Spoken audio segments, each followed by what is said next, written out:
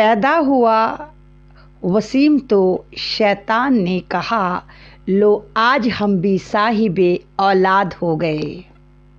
अस्सलाम वालेकुम, मैं आपके सामने ऐमन रिजवी और आज बड़ी गुड न्यूज़ है जो मैं आपके साथ शेयर करने आई हूँ। जैसे कि आप तमाम लोग जानते हैं, एक आतंकी मुनाफिक आदमी जो अपने आप को वसीम रिजवी कहा करता था, फाइनली हमने उसकी बारात को पूरे सजाकर, बेगैरती से सजाकर, चप्पलों की माला पहनाकर उसको ऐसी तरह से जलील कर कर उसकी बारात को रुखसत कर दिया है। हमने उसकी बारात को दूसरे आतंकी जो नरभक्षी स्वरानंद है उसके गुफा में भेज दिया है। आपको याद होगा कि वसीम रिजवी जो अपने आप को मुसलमान कहा करता था और जो ये दावे करता था कि वो कलाम पाक को बदल डालेगा, वो नया कलाम पाक लेकर आएगा, वो कलाम पाक की आयतें चेंज कर डालेगा। और मैंने जब भी कहा था कि किसी के बाप में हिम्मत नहीं है कि कलाम पाक की आयतें तो बहुत दूर की बात जनाब, वो एक ज़ेर या ज़बर भी चेंज कर ले, क्योंकि अल्लाह ताला ने कलाम पाक की ज़िम्मेदारी खुद ली है। अल्लाह ताला ने ता क़यामत तक उसकी ज़िम्मेदारी ली है कि उसमें कोई चाह कर भी एक सिंगल वर्ड नहीं बदल सकता। कितने नमरूद आए, कितने शद्दाद आए, कितने फ़िरौन आए, कितने मूसाद वाले आए, इज़राइल ने एड़ी चोटी का जोर लगा दिया, लेकिन हमारे कलाम पाक से एक नुक्ता इधर से उधर नहीं कर पाया। फिर ये कौन था जो आया और कह रहा था कि मैं कलाम पाक चेंज कर दूंगा? ये तमाम का तमाम ड्रामा था। ये इनकी एक ऐसी साजिश थी कि ये लोग चाह रहे थे कि किसी भी तरह हम हिंदू मुस्लिम में एक तरह का डिवाइड कर दें और हम मुसलमान बन के मैं ये दिखा दूं, जो एक मुसलमानों में दो फ़िरक़े बताए जाते हैं, शिया सुन्नी, हालांकि दोनों एक ही होते हैं, दोनों का मज़हब भी लगभग एक होता है। हाँ, थोड़ा डिफरेंट तरीक़ा हो सकता है, वो इंसान के अक़ाइद पर मुनहसिर करता है, तो लेकिन इन्होंने उसी चीज़ को टारगेट करा कि हम शिया और सुन्नी में लड़ाई करवा देते हैं और कहते हैं देखो शिया और सुन्नी अलग हैं। उसी हरबे को इस्तेमाल करने के लिए आरएसएस ने अपनी एक गुफा में नाजायज़ औलाद पैदा करी जिसका नाम इन्होंने वसीम रिजवी रखा। कमाल की बात ये रही कि वसीम रिजवी को उत्तर प्रदेश, यानी जहाँ पर ठोक तंत्र चलता है, जहाँ पर आतंकवाद चलता है, जहाँ पर फेंटाकोला बाबा की सरकार है, वहाँ पर वक्फ बोर्ड का चेयरपर्सन बनाया गया। और ये बड़ा खुश था कि मैं मुसलमान काउंटेबल होता हूँ, लेकिन ये मुसलमान नहीं था। हालांकि जब इसने खुराफात भौंकनी शुरू करी तो इसकी फैमिली ने इसको लात मारी, इसकी दो बीवियाँ इसको छोड़कर चली गई, इसकी औलाद ने लात मार दी। अब क्योंकि इसको पता था कि मेरी ज़िंदगी मुसलमानों के कम्युनिटी में सेफ़ नहीं है, मैं कभी भी उस तरफ जा ही नहीं सकता, तो अपनी जान बचाने के लिए इस निगोड़े ने दूसरे आतंकवादी नरभक्षी स्वरानंद के पास जाकर पनाह ली, क्योंकि दोनों ही एक ही थाली के चट्टे पट्टे हैं। वो भी एक ऐसा सुअर है, नहीं बल्कि सुअरों के झुंड में ये चला गया, पूरा का पूरा ऐसा सुअरों का झुंड है जो लगातार इस्लाम को टारगेट करता है, कलाम पाक को टारगेट करता है, मज़हब को टारगेट करता है। लेकिन कमाल की बात यह है कि शिकार खुद यहाँ शिकार हो गया। जो बंदा इस्लाम को बदलने के लिए इतनी एड़ी चोटी का जोर लगा रहा था, पूरी उम्मीद ऐसे कर रहा था कि नहीं भाई जैसे कर गुजरेगा, जो बंदा पूरी खुराफाती भौंक रहा था वो खुद उस चीज़ को छोड़कर निकल गया। हाय अल्लाह, कितनी बेइज्जती है, बेइज्जती का जनाजा। मुझे मालूम है आप लोग कहेंगे लफ्ज़ बेइज्जती नहीं बेइज्जती होता है, लेकिन इस जाहिल के लिए बेइज्जती ही ठीक है।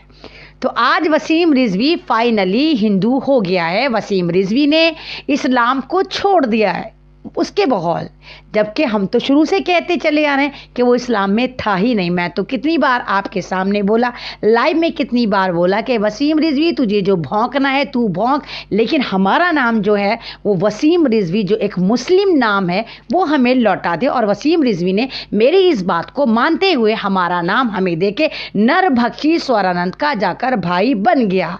आप खुद सोचिए, जो जिस मज़हब में पैदा हुआ वो उस मज़हब का वफ़ादार नहीं हुआ, यहाँ पर लगातार रायतें फैलाता रहा, यहाँ पर लगातार नफ़रतें बांटता रहा, तो किस तरह यकीन करा जाए कि वसीम रिजवी अब दूसरे मज़हब में चला गया है, वहाँ पे त्यागी जो बन गया है, क्या वहाँ पर जाकर उनका वफ़ादार होगा? जो अपनी माँ का वफ़ादार नहीं हुआ, जो अपनी कम्युनिटी का वफ़ादार नहीं हुआ, जो अपने बाप का वफ़ादार नहीं, अपनी बीवी का वफ़ादार नहीं, वो क्या दूसरे मज़हब का वफादार होगा? देखते जाइए, वो वहाँ पर भी लात मारकर निकाला जाएगा, क्योंकि ये धर्मी है ही नहीं, ये अधर्मी इंसान था। और आज तमाम मुसलमानों के लिए हर्ष उल्लास का दिन, यानी बहुत मुबारक दिन है, खुश होने का दिन है। हालांकि आप लोगों को लगेगा कि नहीं, ये खुश होने का दिन नहीं है, लेकिन अगर वसीम रिजवी को देखा जाए, जिसने हमारे मज़हब को टारगेट कर रखा था, जो हमारे ऊपर लगातार एक तरह का टॉर्चरिंग कर रहा था, टॉर्चरिंग बम था, जो लोग ये कहते थे वसीम रिजवी तो तुम्हारी कम्युनिटी का है, देखो मुसलमान है, देखो मुसलमान होकर कलाम पाक को बोला, देखो मुसलमान होकर ये कह रहा है कि कलाम पाक की आयतें ऐसी हैं जो जिहादी हैं, जो आतंकवाद को बढ़ावा देती हैं। मतलब लोग इसको पता नहीं क्या समझ रहे थे, डॉक्टर समझ रहे थे, स्कॉलर समझ रहे थे, साइंटिस्ट समझ रहे थे, नामालूम क्या क्या समझ रहे थे, लेकिन समझने वाले सारे के सारे गुफाओं से ही पीएचडी कर कर आए थे। तो वसीम रिजवी जब तीसरी बार वक्फ बोर्ड का चेयरपर्सन नहीं बन पाया, तो फाइनली इसने वही काम करा जो ये था। हम तो पहले ही से कहते चले आ रहे थे, ये अधर्मी गुफाओं की नाजायज़ औलाद था और ये अधर्मी गुफाओं में वापस जा चुका है और वहाँ पर जाकर अब ये रायता फैलाएगा। एक आतंकवादी ने दूसरे आतंकवादी को बढ़कर गले लगाया है, यानी नरभक्षी स्वर आनंद। आप जानते होंगे डासना मसूरी का ये वही उल्लू की शक्ल वाला, चश्मे वाला एक ऐसा गेंडा है, एक ऐसा जाफरानी गेंडा था जो खुद 12 साल के बच्चे को पानी पीने पर इतनी बुरी तरह टॉर्चर करके इसने अपने आप को बहुत बड़ा राक्षस साबित करने की कोशिश करी थी। ये वही गेंडा है नरभक्षी स्वरानंद, जो लगातार इस्लाम को टारगेट करता था। ये वही नरभक्षी स्वरानंद है जो इतना नरभक्षी हो गया कि इसको बात करने की तमीज़ नहीं रही। पहले इस्लाम को टारगेट करता था तो इसको कमीन मिश्रा जैसा, यानी कपिल मिश्रा, बिल्कुल सही पहचाना, दिल्ली दंगे का मास्टरमाइंड, दिल्ली का ऐसा आतंकवादी जिसने दिल्ली में मुसलमानों के खून से होली खेली थी, उसने इसको फंडिंग करके दी। जब इसने इस्लाम को गालियां देनी शुरू करी तो कमीन मिश्रा ने 50 लाख की फंडिंग करके इस नरभक्षी स्वरानंद की जेबें गुल्लकें भरी। अब नरभक्षी स्वरानंद को क्योंकि भौंकने का बुखार है, तो अब ये जब भौंकता है तो सोचता नहीं मैं किसके बारे में भौंक रहा हूँ, तो ये इतना खुला सांड हो गया, ऐसा खुला सांड हो गया कि इसने मेरी नॉन मुस्लिम बहनों के बारे में भी बोलता है कि मुसलमानों को देखो, मुसलमानों की लड़कियां, मुसलमानों की औरतें छाती दबाकर जाती हैं, यानी वो बाइज्जत तरीके से रहती हैं, वो हया के दायरे में रहती हैं, और हमारे मज़हब में हमारी हिंदू लड़कियां छाती फुला फुला कर चलती हैं। मतलब इसको तमीज़ नहीं किसके बारे में बकवास कर रहा है। उसके बाद ये यही नहीं थमता, ये कहता है हमारे नौजवान जिनको छाती फुला कर चलना चाहिए वो छाती दबाकर बुज़दिलों की तरह चलते हैं, जबकि मुसलमानों के नौजवान छाती सीना फुला फुला कर चलते हैं और वो किसी से डरते नहीं हैं। नरभक्षी यहाँ पर फिर नहीं रुका, उसको लगा कि जब वो भौंकता है तो लोग उसको सुनते हैं, तो उसने अपनी भौंकार को और ज़्यादा वसी करा और भौंकता है। नरभक्षी कहता है कि जितनी भी बीजेपी में मंत्री बनती हैं औरतें, लड़कियां जो भी आती हैं, ये तमाम की तमाम दूसरे बड़े मंत्रियों के पहले बिस्तर गर्म करती हैं, फिर इनको कोई पद मिलता है। तो ये मैंने नहीं बोला, ये नरभक्षी स्वरानंद ने अपनी ही कम्युनिटी के लिए बोला। लेकिन कमाल है भाई, इनकी कम्युनिटी पे सब चुप रहे, कुछ नहीं बोले।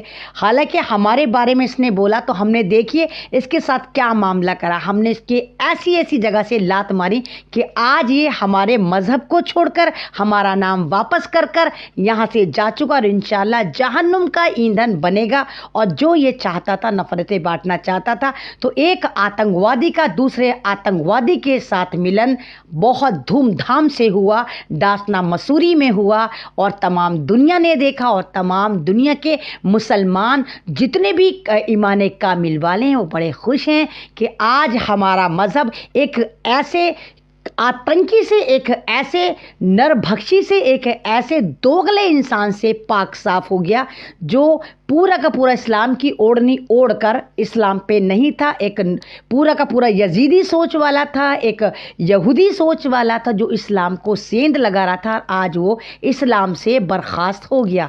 तो तमाम कम्युनिटी के लिए बहुत खुशी की बात है, तमाम मेरे शिया हजरात के लिए, मेरे सुन्नी हजरात के लिए, तमाम उन लोगों के लिए, तमाम उन भारतीयों के लिए जो वाकई इंसानियत की बात करते हैं, तमाम उन भारतीयों के लिए जो वाकई यहाँ की एकता और अखंडता की बात करते हैं। आज उनके लिए बहुत ज़बरदस्त गुड न्यूज़ है कि वसीम रिजवी हमारा नाम हमें लौटाकर गुफाओं की औलाद गुफाओं में वापस जा चुका है, जहां वो एक आतंकी के साथ मिलकर फिर गदर पीटेगा और वहाँ से भी वो लात खाएगा। यानी नरभक्षी स्वरानंद के साथ जाके उसने अपनी टीम मजबूत करी है। अब दो सुअरों का झुंड बोलकर जब दो सुअरों का झुंड जमा होगा और जब वो बोलेगा तो आप देखिए कितनी नफरतें फैलाएगा। अब ये उत्तर प्रदेश की सरकार पर डिपेंड करता है, उत्तर प्रदेश की जनता पर डिपेंड करता है, खासकर डासना मसूरी की जनता पर डिपेंड करता है कि इन दोनों बेलगाम घोड़ों को जो सिर्फ नफरती आतंकी हैं, इनको किस तरह मज़ा चखाया जा सकता है।